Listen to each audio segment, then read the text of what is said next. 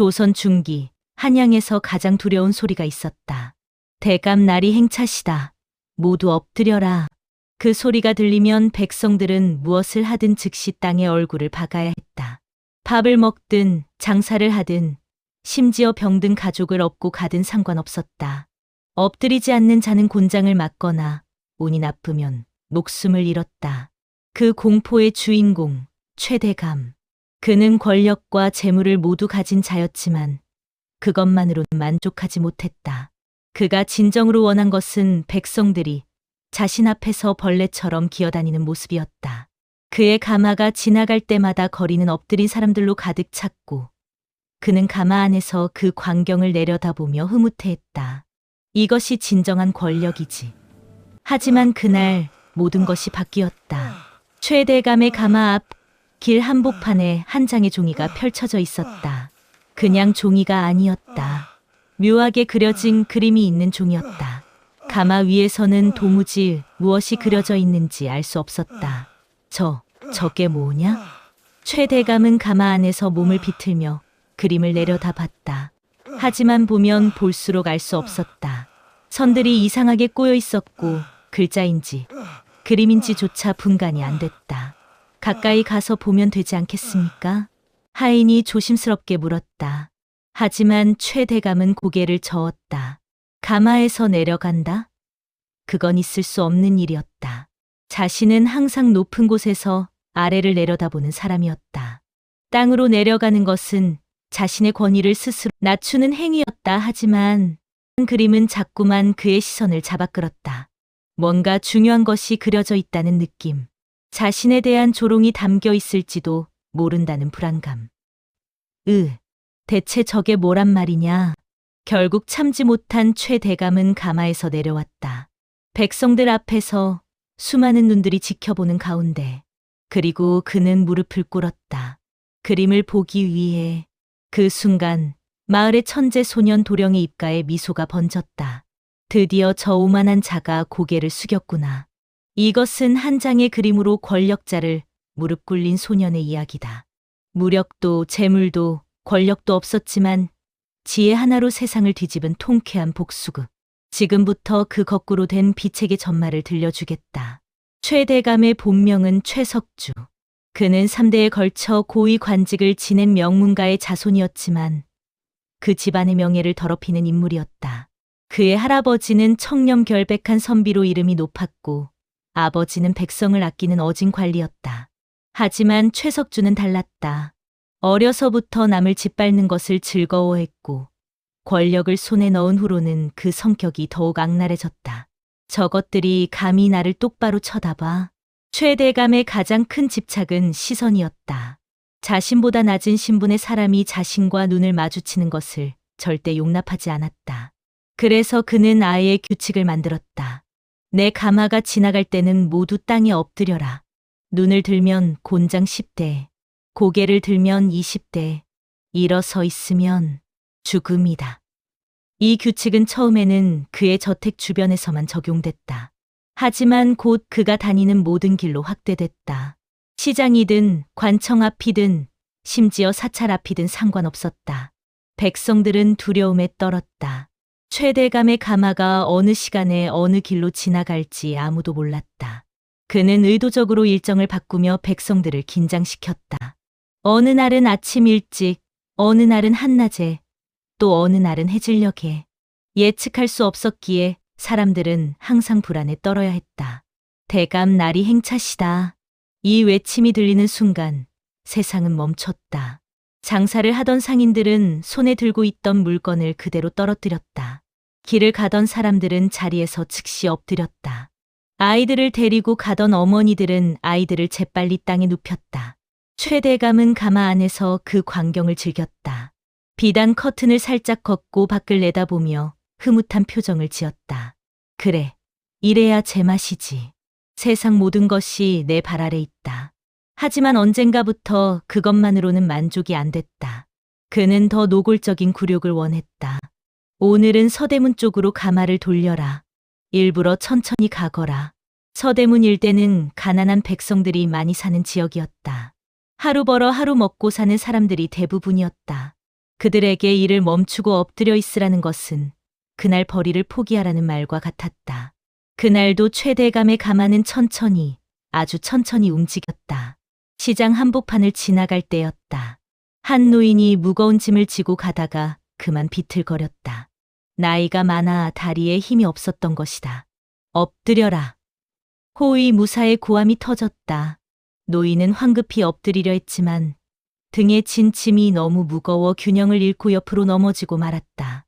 짐이 땅에 쏟아지며 요란한 소리를 냈다. 뭐야? 지금 대감 나리 행차를 방해하는 거냐? 가마가 멈췄다. 커튼이 화들짝 젖혀지고 최 대감의 얼굴이 드러났다.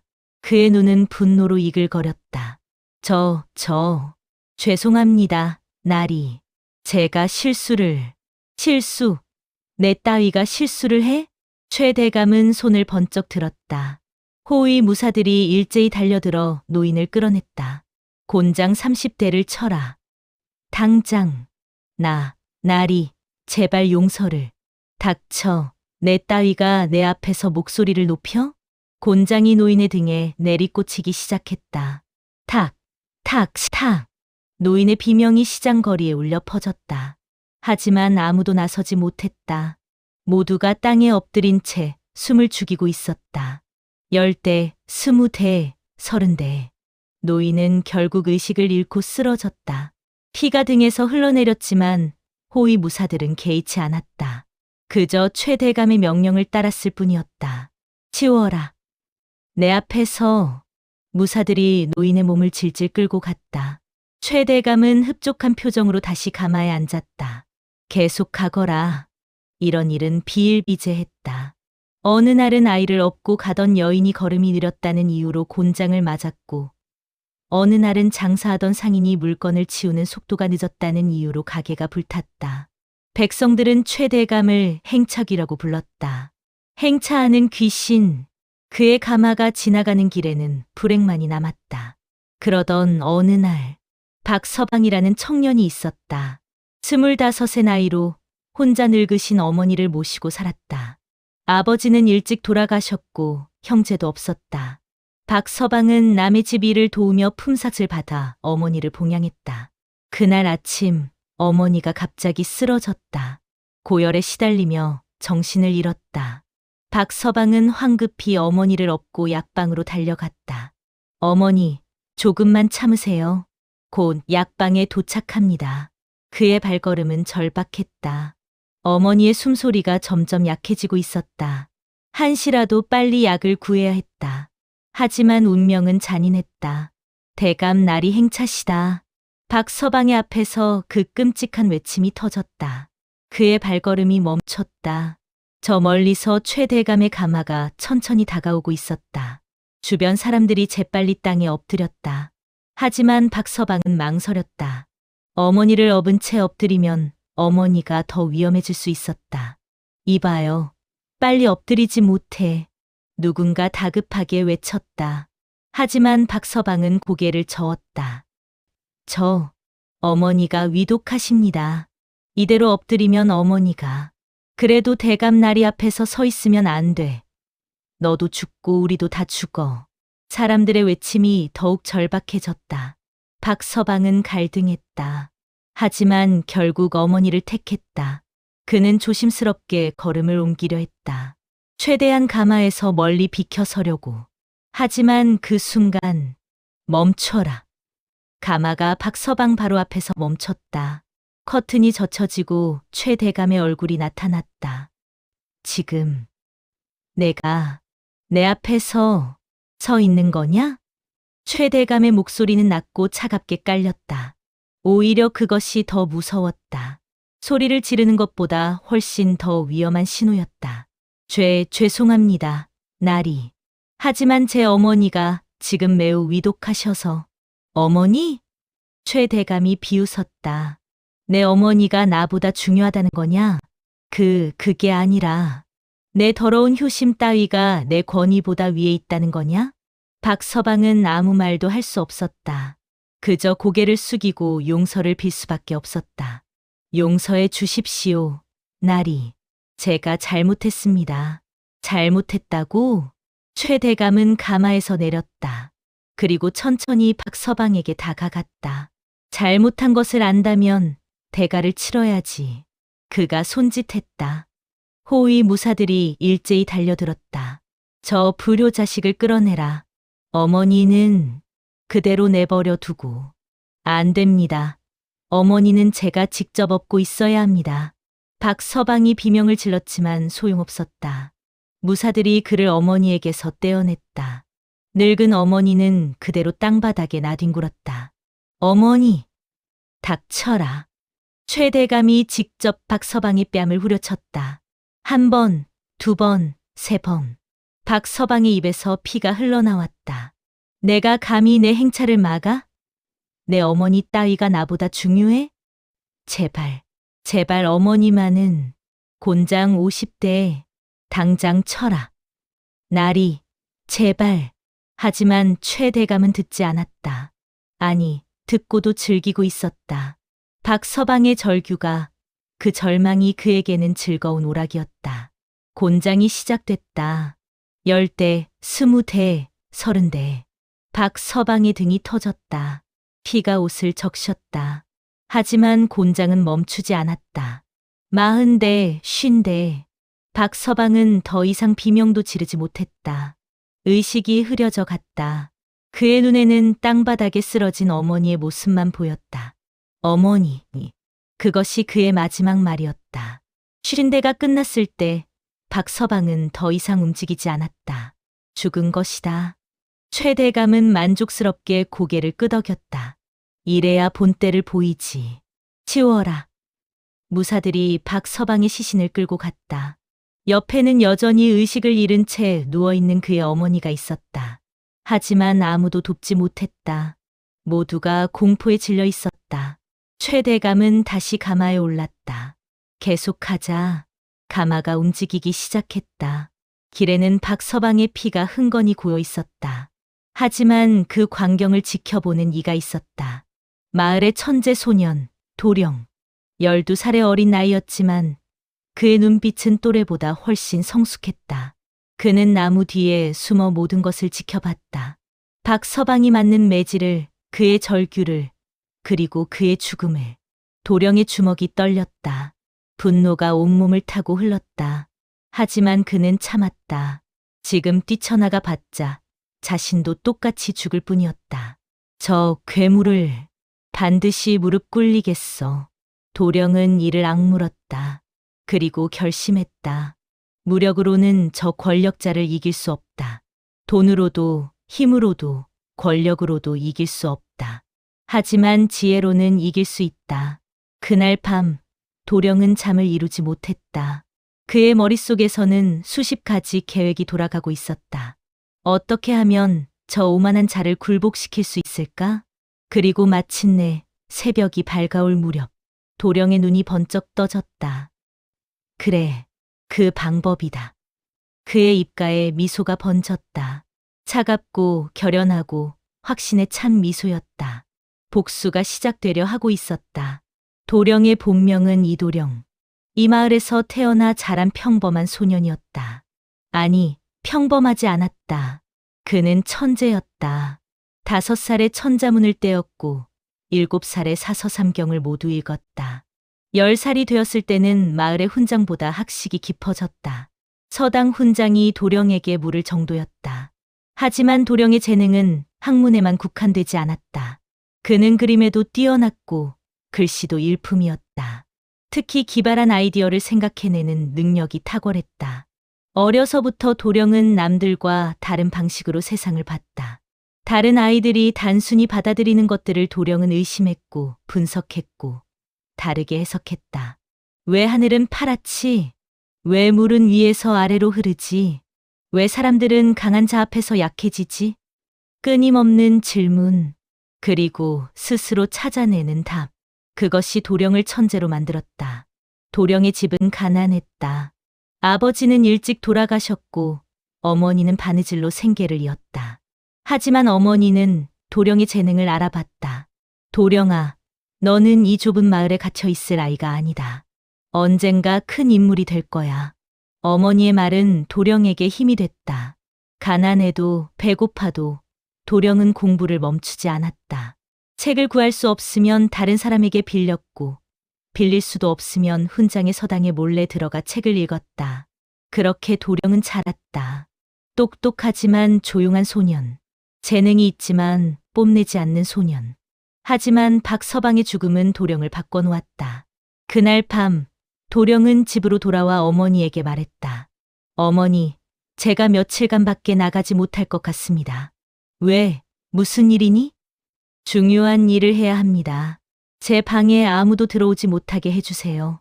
어머니는 아들의 눈빛을 봤다. 평소와는 다른 뭔가 결연한 빛이 있었다. 알았다. 조심해라. 도령은 고개를 숙여 인사하고 자신의 방으로 들어갔다. 그리고 문을 걸어 잠갔다. 도령의 방은 작았다. 하지만 그 안에는 온갖 책과 종이, 붓과 먹이 가득했다. 도령은 그것들을 모두 꺼내 바닥에 펼쳤다. 자, 이제 시작이다. 도령은 먼저 계획을 세웠다. 최대감을 무릎 꿇리려면 무엇이 필요한가? 힘, 없다. 돈, 없다. 권력, 없다. 하지만 도령에게는 있는 것이 하나 있었다. 최대감의 약점을 알고 있다는 것. 최대감의 가장 큰 약점은 무엇인가? 그것은 바로 오만이었다.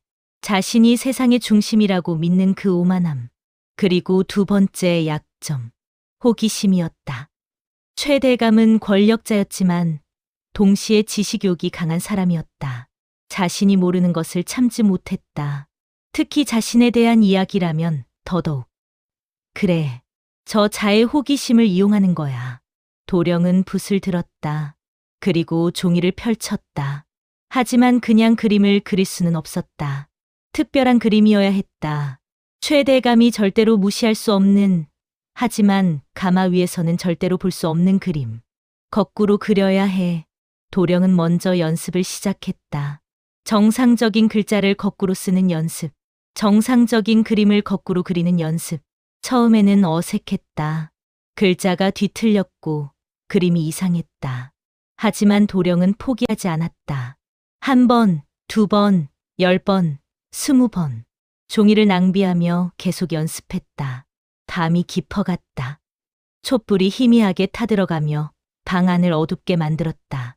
하지만 도령은 멈추지 않았다. 아직 부족해. 더 정교해야 해. 도령이 그려야 할 그림은 단순한 그림이 아니었다. 그 안에는 메시지가 담겨야 했다. 최대감을 향한 메시지, 백성들을 향한 메시지, 그리고 무엇보다 최대감이 직접 땅에 엎드려야만 볼 수 있는 그림이어야 했다. 다음 날 아침, 도령은 여전히 방 안에 있었다. 어머니가 문을 두드렸다. 도령아, 밥 먹어야지.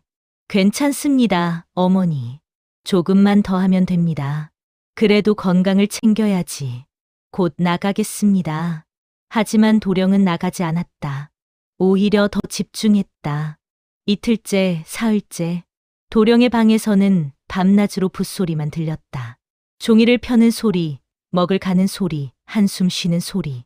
마을 사람들이 수군거리기 시작했다. 도령이 왜 저러는 거야? 방에만 박혀 있다던데? 혹시 병이라도 든 거 아냐? 소문이 퍼졌다. 천재 소년 도령이 미쳐버렸다는 소문. 방에 틀어박혀 종이에 뭔가를 그리고 또 그린다는 소문. 하지만 도령은 개의치 않았다. 그는 자신의 작업에만 몰두했다. 나흘째 되는 날, 도령은 마침내 완벽한 그림을 완성했다. 거꾸로 그려진 그림. 가마 위에서는 절대로 알아볼 수 없지만 땅에 엎드렸을 때는 완벽하게 보이는 그림. 도령은 그림을 천천히 펼쳐봤다. 그리고 미소 지었다. 완벽해. 그림 안에는 최대감의 얼굴이 그려져 있었다. 하지만 단순한 초상화가 아니었다. 그 얼굴 주변에는 온갖 죄목이 빼곡하게 적혀 있었다. 백성을 함부로 대한 죄, 무고한 사람을 죽인 죄, 권력을 남용한 죄, 뇌물을 받은 죄, 하나하나 구체적인 날짜와 장소, 피해자의 이름까지 적혀 있었다. 도령은 지난 몇 년간 최대감이 저지른 악행을 모두 기록해뒀던 것이다. 하지만 이 모든 것이 거꾸로 그려져 있었다. 가마 위에서 내려다보면 그저 이상한 선들과 점들로만 보였다. 무엇이 그려져 있는지 전혀 알 수 없었다. 이제 남은 건 실행뿐이야. 도령은 그림을 조심스럽게 말아품에 넣었다. 그리고 방문을 열고 나왔다. 어머니가 놀란 얼굴로 아들을 봤다. 도령아, 얼굴이 왜 그래? 밥은 먹었니? 괜찮습니다, 어머니. 이제 끝났습니다. 끝났다니. 뭘 끝냈는데? 도령은 씁쓸하게 웃었다. 정의를 끝냈습니다. 그날 저녁 도령은 마을 어귀로 나갔다. 그리고 정보를 수집하기 시작했다. 최대감은 규칙적인 사람이었다. 비록 백성들을 놀라게 하기 위해 행차 시간을 바꾸긴 했지만 행차하는 요일만큼은 정해져 있었다. 보름마다 한 번씩 자신의 저택에서 관청까지 가마를 타고 갔다. 그리고 그 길은 정해져 있었다. 저택에서 출발해 시장을 지나 마을 중심부를 통과해 관청에 도착하는 길. 그 길 중 가장 좁은 곳이 어디지? 도령은 지도를 펼쳐봤다. 그리고 한 지점을 찍었다. 여기다. 향교 앞 길목. 그곳은 길이 좁았다. 가마가 지나가기에는 충분했지만 양옆으로 피할 공간이 거의 없었다. 게다가 사람들이 많이 다니는 곳이었다. 완벽해. 많은 사람들이 볼수록 좋아. 도령은 계획을 세웠다. 최대감이 다음 행차를 하는 날, 그 길목에 그림을 펼쳐놓을 것이다. 그리고 기다릴 것이다. 최대감이 호기심을 참지 못하고 가마에서 내려올 때까지 며칠이 지났다. 도령은 매일 그 길목을 지나다니며 최적의 위치를 파악했다. 그림을 어디에 놓아야 가장 잘 보일지, 최대감의 가마가 어느 각도에서 그림을 볼지 모든 것을 계산했다. 그리고 마침내 그날이 왔다. 최대감의 행차일. 도령은 이른 아침부터 그 길목으로 갔다. 손에는 조심스럽게 말아둔 그림이 들려 있었다. 이제 시작이다. 도령의 심장이 빠르게 뛰었다. 두려움도 있었다. 실패하면 자신도 박서방처럼 죽을 수 있었다. 하지만 도령은 물러서지 않았다. 이미 결심한 일이었다. 그리고 이것이 옳은 일이라는 확신이 있었다. 해가 중천에 떴을 무렵 저 멀리서 외침이 들렸다. 대감 날이 행차시다. 도령은 깊게 숨을 들이마셨다. 그리고 그림을 천천히 길 한복판에 펼쳤다. 거꾸로 그려진 그림. 세상을 뒤집을 한 장의 그림이 햇빛 아래 펼쳐졌다. 아침 햇살이 향교 앞 길목을 비추고 있었다. 평소와 다름없는 하루였다. 사람들은 장을 보러 가고, 아이들은 뛰놀고, 상인들은 물건을 팔고 있었다. 하지만 도령은 알고 있었다. 오늘은 결코 평범한 날이 아니라는 것을. 도령은 길 한복판에 조용히 앉아 있었다.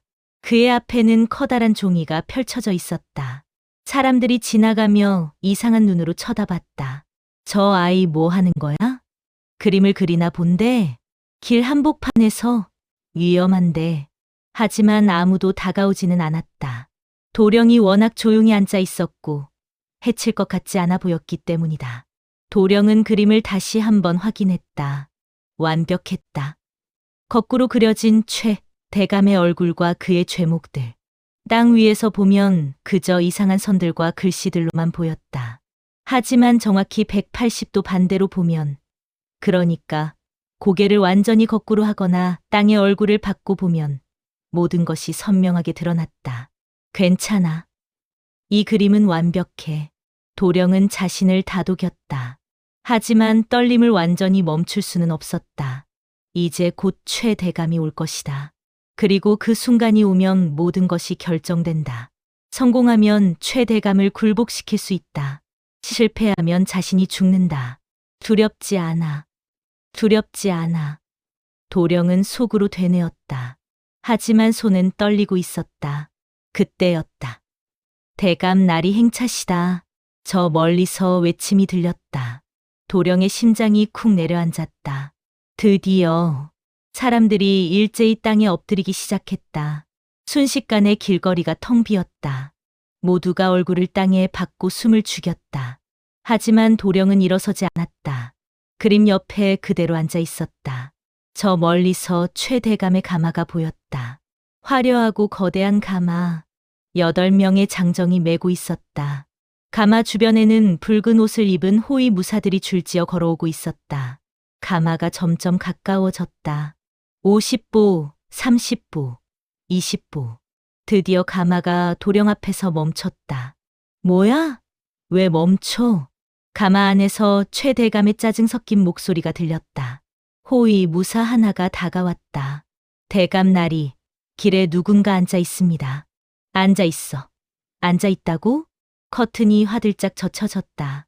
최대감의 얼굴이 나타났다. 그의 눈은 분노로 충혈돼 있었다. 감히 내 행차 앞에서 앉아 있어? 최대감의 시선이 도령에게 향했다. 어린 소년, 12살쯤 돼 보이는 하얀 옷을 입고 길 한복판에 앉아 있는 저 놈을 당장 끌어내. 호위 무사들이 달려들려고 했다. 하지만 그 순간 최대감의 눈이 도령 앞에 펼쳐진 종이를 발견했다. 잠깐, 저게 뭐야? 무사들이 멈췄다. 최대감이 가만히 종이를 내려다봤다. 종이에는 뭔가 그려져 있었다. 선들과 점들, 그리고 글씨처럼 보이는 것들. 하지만 가마 위에서 내려다보니 도무지 무엇인지 알 수가 없었다. 저게 그림인가? 글씨인가? 최대감은 눈을 가늘게 뜨고 집중해서 봤다. 하지만 알 수 없었다. 뭔가 있는 것 같은데 정확히 무엇인지 파악할 수 없었다. 야, 너 저게 뭐냐? 최대감이 도령에게 물었다. 도령은 천천히 고개를 들어 최대감을 쳐다봤다.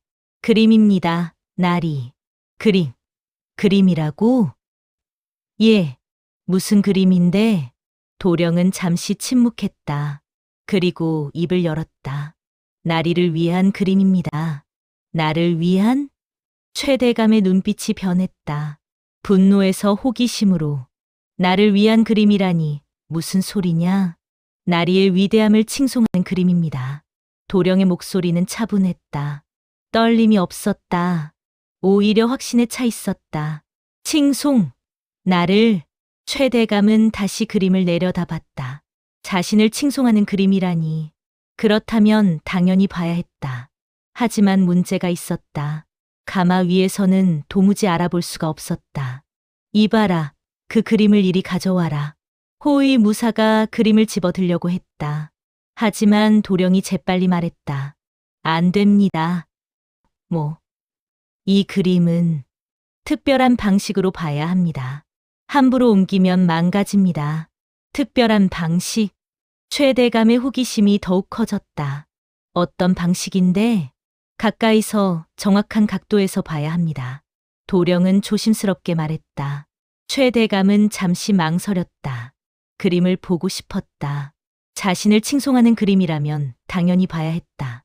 하지만 가마에서 내려간다? 그건. 최대감은 고민에 빠졌다. 주변에는 수많은 백성들이 엎드려 있었다. 자신이 가마에서 내려가는 모습을 보인다면 체면이 깎일 것이었다. 하지만 호기심이 그를 갉아먹었다. 자신에 대한 그림, 자신을 칭송하는 그림, 그것을 보지 않고는 못 베길 것 같았다. 좋다. 잠깐만 내려가 보겠다. 최대감은 결국 가마에서 내려왔다. 백성들이 숨죽인 채 지켜봤다. 저 오만한 권력자가 항상 높은 곳에서만 세상을 내려다보던 그가 드디어 땅으로 내려왔다. 최대감은 도령 앞으로 걸어갔다. 그리고 그림 앞에 섰다. 자, 이제 보여줘라. 하지만 서서 내려다봐도 여전히 알 수 없었다. 이상한 선들과 점들만 보였다. 이게 뭐야? 아무것도 안 보이는데 더 가까이 보셔야 합니다. 가까이? 최대감은 허리를 굽혔다. 그리고 그림의 얼굴을 가까이 댔다. 하지만 여전히 알 수 없었다. 이게 대체 뭔데? 최대감의 목소리가 점점 높아졌다. 짜증과 당혹감이 섞여 있었다. 도령은 침착하게 말했다. 나리, 이 그림은 아주 특별한 기법으로 그려졌습니다. 특별한 기법? 예, 하늘에서 보는 그림이 아니라 땅에서 보는 그림입니다. 땅에서? 예, 땅에 더 가까이 가셔야 합니다. 최대감은 눈살을 찌푸렸다. 땅에 더 가까이.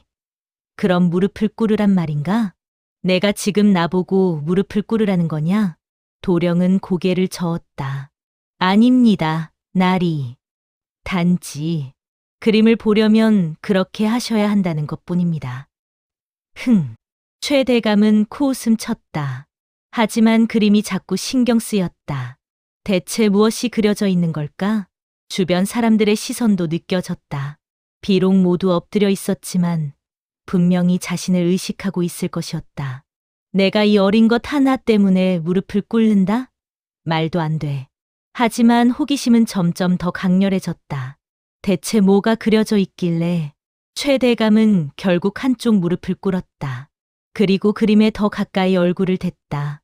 하지만 여전히 보이지 않았다. 이런 젠장. 도령이 조심스럽게 말했다. 나리, 혹시 거꾸로 보시면 어떨까요? 거꾸로? 예, 이 그림은 거꾸로 그려진 그림입니다. 최 대감의 눈이 커졌다. 거꾸로? 예, 그래서 거꾸로 보셔야 제대로 보입니다. 거꾸로 보라니. 그럼 대체 어떻게? 최 대감은 난감해졌다. 거꾸로 본다는 게 무슨 의미인가? 고개를 180도 돌린다? 물구나무를 선다? 주변 무사들도 어리둥절한 표정이었다. 그때 도령이 시범을 보였다. 그는 땅에 완전히 엎드려 얼굴을 그림 쪽으로 향하게 했다. 그리고 그 자세에서 그림을 봤다. 이렇게 보시면 됩니다. 나리. 최 대감은 도령의 자세를 봤다. 완전히 땅에 엎드린 자세, 얼굴을 땅에 박은 자세, 바로 자신이 백성들에게 강요하던 그 자세였다. 네, 내가 지금 나보고 엎드리라는 거냐? 최 대감의 목소리가 떨렸다. 분노와 모욕감이 치솟았다. 하지만 도령은 여전히 침착했다. 아닙니다, 나리. 단지 그림을 보시려면 이 각도가 필요하다는 것뿐입니다. 나리께서 원하지 않으신다면 보지 않으셔도 됩니다. 이 말이 최 대감을 더욱 자극했다. 이 어린 것이 감히 나를 시험하는 건가? 최 대감의 자존심이 긁혔다. 하지만 동시에 호기심도 극에 달했다. 대체 무엇이 그려져 있길래 이렇게 거창한 방식으로 봐야 한다는 거지? 최 대감은 주위를 둘러봤다. 사람들은 모두 엎드려 있었다. 자신을 보는 사람은 아무도 없었다. 잠깐만이다. 잠깐만 보고 일어서면 돼. 최 대감은 결심했다. 그리고 천천히 몸을 숙였다. 무릎을 완전히 꿇었다. 그리고 허리를 더 숙였다. 마침내 얼굴을 땅에 가까이 댔다. 백성들 사이에서 작은 소란이 일었다. 누군가 고개를 살짝 들어 훔쳐봤다. 그리고 눈이 휘둥그레졌다. 최 대감이 땅에 엎드려 있었다. 그 오만한 권력자가 항상 백성들을 내려다보던 그가 지금 백성들과 똑같은 자세로 땅에 엎드려 있었다. 저걸 봐. 대감 나리가 엎드려 계셔. 소곤거림이 퍼져나갔다. 하지만 아무도 큰 소리로 말하지는 못했다. 최 대감은 그림을 봤다. 그리고 그 순간 그의 얼굴이 굳어졌다. 이제 보였다. 거꾸로 보니 모든 것이 선명하게 보였다. 그림 속에는 자신의 얼굴이 그려져 있었다. 그리고 그 주변에는 이게 최 대감의 입에서 신음이 새어나왔다. 그림 속에는 최 대감의 얼굴이 정확하게 그려져 있었다. 놀라울 정도로 정교한 필치였다. 마치 거울을 보는 것처럼 생생했다. 하지만 문제는 그 주변에 적힌 글씨들이었다. 경신년 3월, 박서방을 곤장으로 쳐 죽임. 신유년 8월, 장씨 집안의 토지를 강제로 빼앗음. 임술년 10월, 매물 300냥을 받고 관직을 팔아넘김. 하나하나 구체적인 날짜와 내용이 적혀 있었다. 최 대감이 지금까지 저질러온 모든 악행이 빠짐없이 기록돼 있었다. 이런. 최 대감의 얼굴이 창백해졌다. 땀이 이마에 맺혔다. 이건 단순한 그림이 아니었다. 증거였다. 자신의 범죄를 낱낱이 고발하는 증거. 내 놈이. 최 대감이 벌떡 일어나려 했다. 하지만 급하게 일어서려다 균형을 잃고 휘청거렸다. 그의 몸이 앞으로 쏠렸다. 그리고 그대로 그림 위에 넘어질 뻔했다. 나리. 호위 무사들이 황급히 달려들어 최 대감을 붙잡았다. 겨우 넘어지는 것을 막았지만 최 대감의 얼굴은 이미 땅바닥에 가까워져 있었다. 주변 백성들이 몰래 고개를 들어 그 광경을 봤다. 저 거만한 권력자가 땅의 얼굴을 받고 있었다. 비록 넘어질 뻔해서 그렇게 된 거지만 어쨌든 그는 백성들과 같은 높이에 있었다. 아니, 어쩌면 더 낮은 곳에. 최 대감은 무사들의 부축을 받으며 겨우 일어섰다. 그의 옷은 흙이 묻어 있었고 얼굴은 불그락불그락했다. 네, 내 놈, 감히 나를. 최 대감이 도령을 향해 손가락질했다. 하지만 도령은 태연했다. 무엇을 감히 했습니까, 나리? 이 그림, 이건 나를 모욕하는 것 아니냐? 모욕이라니요. 이것은 사실을 그린 것뿐입니다. 사실? 예, 나리께서 행하신 일들을 그대로 기록한 것입니다. 도령의 목소리는 여전히 차분했다. 하지만 그 안에는 날카로운 칼날이 숨어 있었다. 최 대감은 당황했다. 이 어린 것이 자신의 범죄를 다 알고 있었다. 그것도 날짜와 장소까지 정확하게. 너는 대체. 저는 이 마을의 백성입니다. 나리께서 그토록 짓밟아온 백성 중 하나입니다.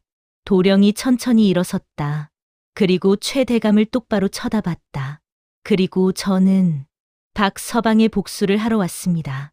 그 말에 최 대감이 움찔했다. 박서방. 자신이 며칠 전에 때려 죽인 그 청년. 박서방? 예. 나리께서 아픈 어머니를 업고 가던 청년을 곤장으로 쳐 죽이신 것. 기억하십니까? 최 대감은 기억했다. 하지만 인정하고 싶지 않았다. 그건 그놈이 내 행차를 방해해서. 방해요? 아픈 어머니를 살리려던 것이 방해입니까? 도령의 목소리가 높아졌다. 처음으로 감정이 드러났다. 그 청년은 어머니를 살리기 위해 약방으로 가던 중이었습니다. 하지만 나리는 그를 죽였습니다. 어머니도 결국 아들 옆에서 숨을 거두셨습니다. 주변 백성들이 웅성거리기 시작했다. 누군가 훌쩍이는 소리도 들렸다. 최 대감은 초조해졌다. 분위기가 이상하게 흘러가고 있었다. 자신이 몰리고 있었다. 닥쳐. 감히 내가 나한테 말대꾸를. 말대꾸가 아닙니다. 진실을 말하는 것입니다. 도령은 그림을 가리켰다. 이 그림 속에 있는 모든 내용이 진실입니다. 나리께서는 수많은 백성을 괴롭혔고 죽였고 착취했습니다. 그것이 사실입니까? 네, 내 놈이. 최 대감이 호위 무사들에게 소리쳤다. 저놈을 당장 잡아라. 당장. 무사들이 달려들었다. 하지만 그 순간 주변에서 웅성거림이 더욱 커졌다. 맞아, 최 대감은 나쁜 놈이야. 우리 아버지도 최 대감 때문에 돌아가셨어. 박서방은 아무 잘못도 없었어. 백성들이 하나둘씩 고개를 들기 시작했다. 그리고 목소리를 내기 시작했다. 공포가 깨지고 있었다. 최 대감은 당황했다. 이런 일은 처음이었다. 항상 백성들은 자신 앞에서 고개를 숙이고 떨기만 했다. 하지만 지금은 달랐다. 조용히 해. 다들 입 닥쳐. 하지만 목소리는 점점 더 커졌다. 최 대감은 물러가라. 우리를 괴롭히지 마. 내가 무릎 꿇어. 마지막 외침에 최 대감이 움찔했다. 내가 무릎 꿇어라. 그 말이 자신의 머릿속에서 맴돌았다. 조금 전까지 자신이 바로 그 자세를 하고 있었다. 그림을 보기 위해 땅의 얼굴을 받고 있었다. 아니야. 내가 무릎을 꿇을 리가. 하지만 분명히 무릎을 꿇었다. 자신의 의지로. 아무도 강요하지 않았는데 스스로 땅에 얼굴을 박았다. 그 사실이 최 대감을 무너뜨렸다. 최 대감의 다리에 힘이 빠졌다. 그는 다시 주저앉았다. 호위 무사들이 당황해서 주인을 일으키려 했지만 최 대감은 움직이지 않았다. 나리, 정신 차리십시오.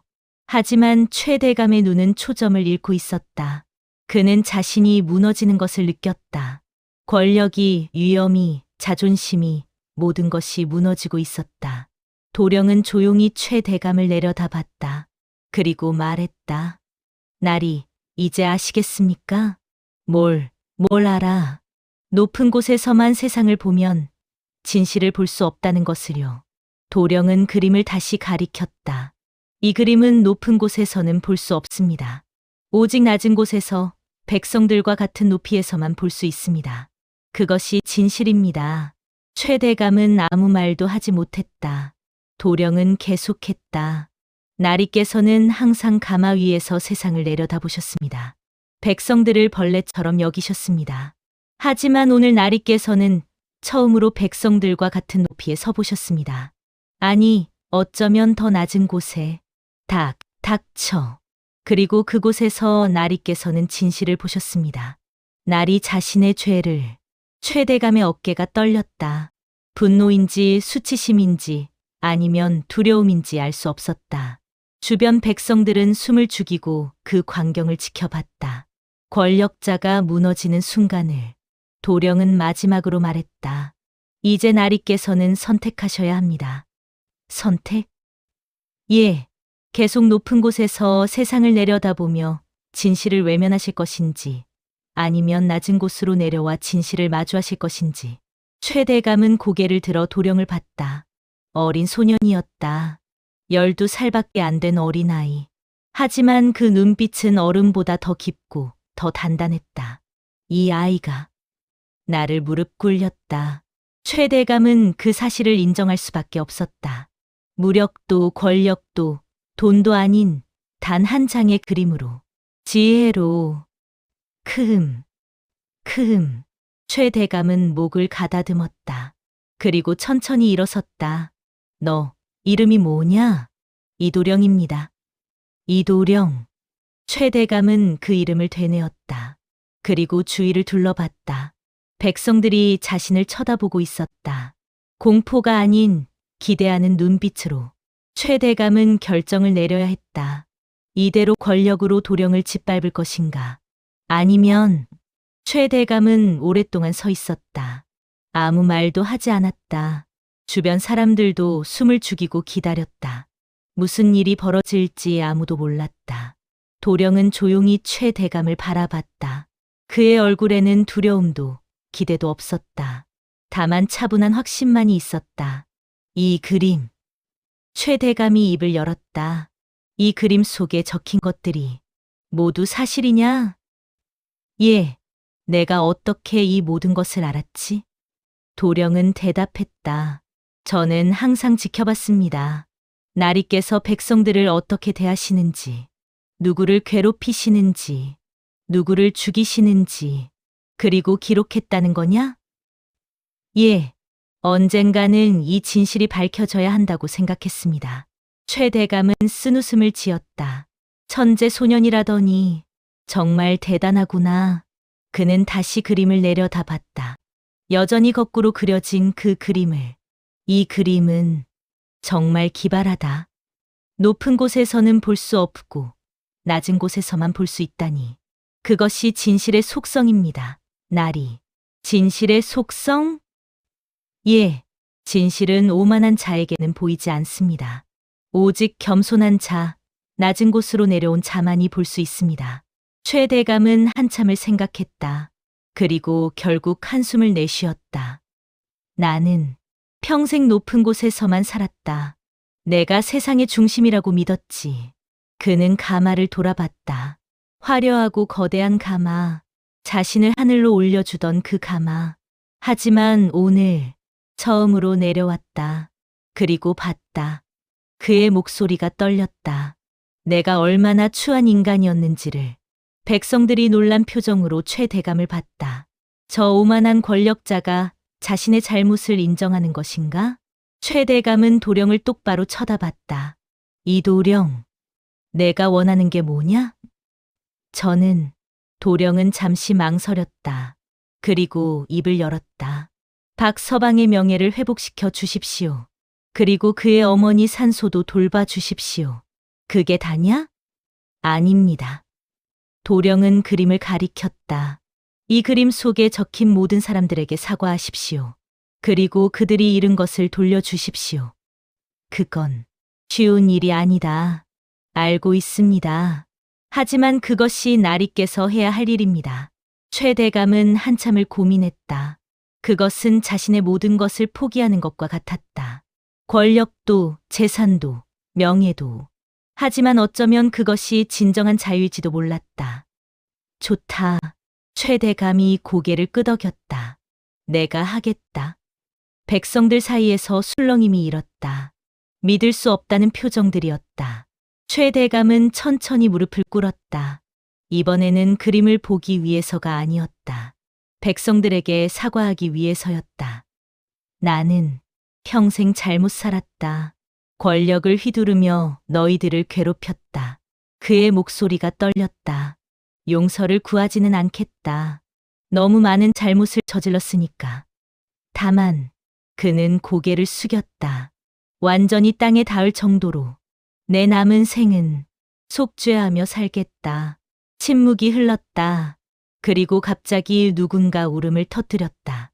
그것은 최 대감 때문에 아버지를 잃었던 한 청년이었다. 제 아버지를 돌려주세요. 그 외침에 최 대감의 어깨가 떨렸다. 미안하다. 정말 미안하다. 그는 계속 머리를 조아렸다. 한 번, 두 번, 세 번. 도령은 그 광경을 조용히 지켜봤다.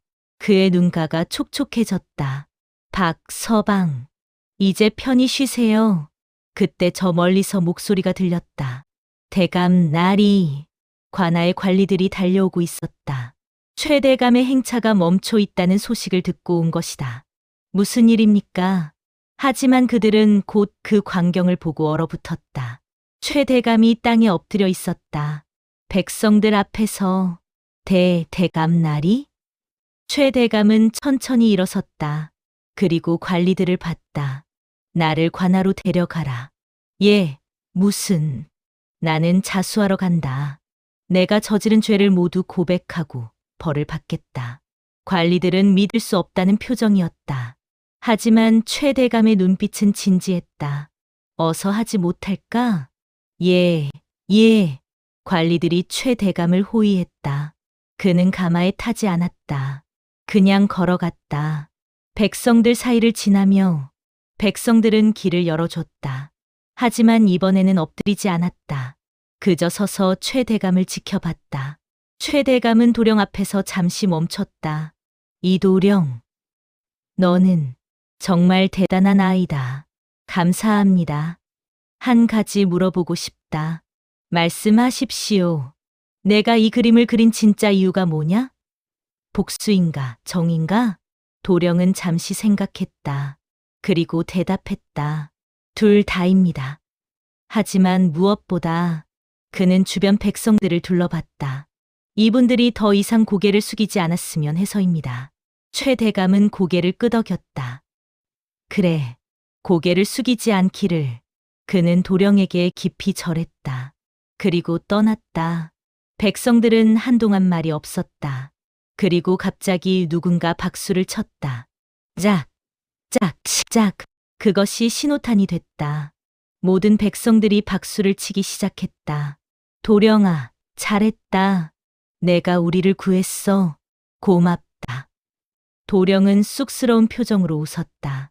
그리고 그림을 조심스럽게 말았다. 이 그림은 역사에 남을 것이다. 한 장의 그림으로 권력자를 무릎 꿇린 거꾸로 된 비책의 증거로. 며칠 후, 최 대감은 정말로 자수했다.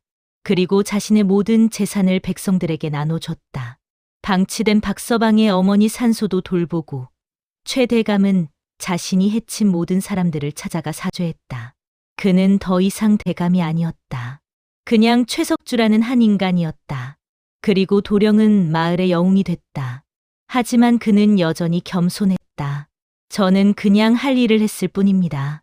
어느 날 도령은 그림을 마을 사람들에게 보여줬다. 이번에는 거꾸로 보지 않고 정상적으로 펼쳐서. 그러자 놀라운 일이 벌어졌다. 그림에는 또 다른 그림이 숨어 있었다. 정상적으로 봤을 때 보이는 그림.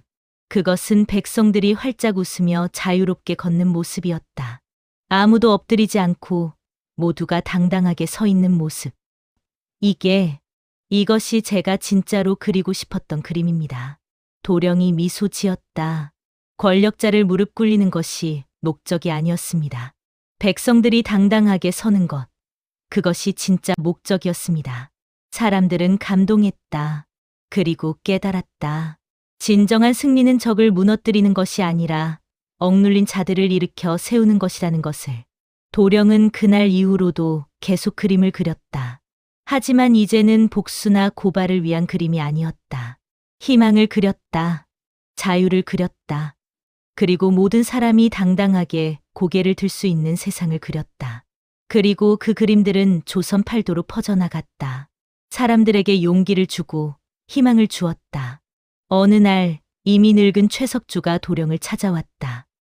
도령, 나는 이제 곧 죽을 것 같다. 하지만 후회는 없다. 내가 나를 바꿔줬으니까. 최석주는 도령의 손을 잡았다. 고맙다. 내가 나를 구원해줘서. 도령은 고개를 저었다. 아닙니다. 나리께서 스스로 구원하신 겁니다. 그래, 그랬구나. 최석주는 미소 지었다. 그리고 조용히 눈을 감았다. 그는 평화롭게 세상을 떠났다. 더 이상 권력자가 아닌 한 명의 인간으로서. 도령은 그의 무덤 앞에 그림 한 장을 놓았다. 그 그림에는 최석주가 백성들과 함께 웃고 있는 모습이 그려져 있었다. 거꾸로 그려지지 않은 정직한 그림이었다. 이것이 조선시대 한 장의 그림으로 세상을 바꾼 천재 소년 도령의 이야기다. 권력자를 무릎 꿇린 것은 무력이 아니었다. 돈도 권력도 아니었다. 오직 지혜와 진실, 그리고 용기였다.